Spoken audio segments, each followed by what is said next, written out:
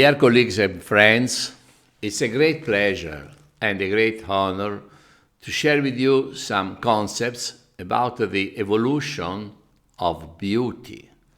Beauty is probably the most important issue in the universe, and some relevant writers like Dostoevsky said and stated that only beauty will save the world. I would like first to show you how was considered beauty from our ancestors and actually in the Stone Age. Here in this slide you can see a feminine beauty. This lady has enormous breast and very, very big bottom. This lady is very strong and her feminine attributes are giving beauty to her figure. I would say that this kind of beauty is what we name today functional beauty. A young woman like this is beautiful because this woman is perfect for replication, is perfect for getting children, and it is just what was the needing of beauty in the Stone Age. Beauty was the main prerequisite for bringing our mankind above the bridge and bring culture and evolution after the next centuries. In the next slide, you can see a beauty of many thousands years after. This is the classic beauty, the Greek beauty of Venus Callipygia. Here you can see how beauty changed. It is less relevant to have shown enormous attribute of secondary sexual activities and prerequisites like big bobs and enormous bottom. And in fact, in this case, we see something which is new in the understanding of beauty, and it is the harmony of the human figure. Harmony which then brought Leonardo da Vinci to the identification of the perfect harmony, and the mathematician Fibonacci who brought us to the mathematical concept of beauty. Let's go to the next slide. Here you can see the Venus of Cranach. Cranach is a painter from the 15th century, lives in Northern Europe, and you can see how this Venus is slim and how, for example, breast and other attributes are just almost invisible.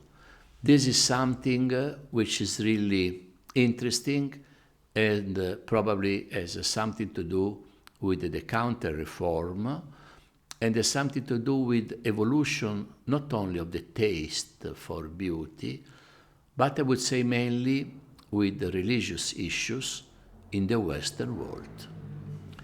Let's move 1 century after to the beauty of another great painter, Rubens. And this beauty, as you can see, is a beauty that today is barely accepted. I would say not accepted. Here, cellulite is evident in this young lady, but nevertheless, this young lady is extremely attractive. If we compare this kind of beauty with the beauty of the previous painter, Cranach, we can see how beauty, in this case, is becoming something different. Beauty means attractions, to become attractive. And these attractions is not strictly related to reproduction of the humankind. It is an attraction in itself. Let's go further and let's go to the most celebrated beauty, the beauty of Botticelli. Here we are in Florence, and this is the Renaissance. I would say that today the most celebrated algorithm of beauty is the beauty of Botticelli, both for the shape and for the color. This is what I would say today replaced the beauty of the Stone Age and went after the beauty of Cranach and after the beauty of Rubens.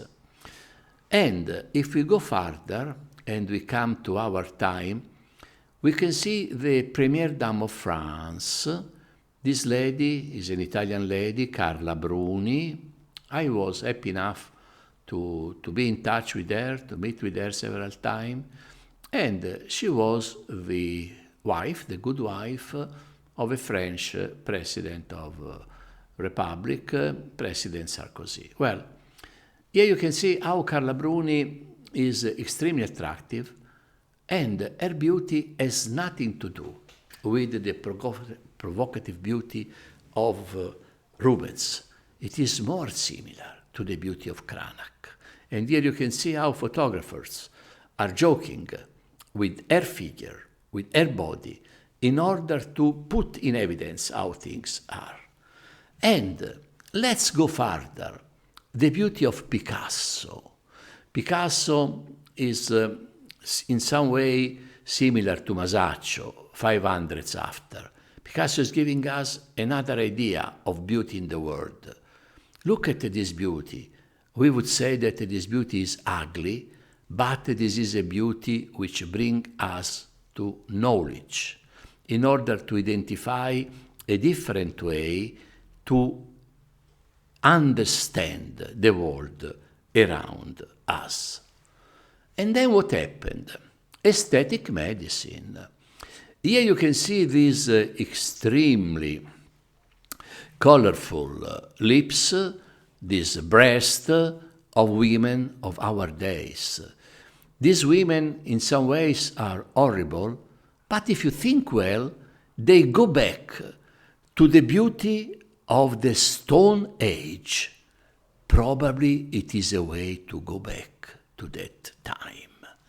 And let's now finish with something which is even more important.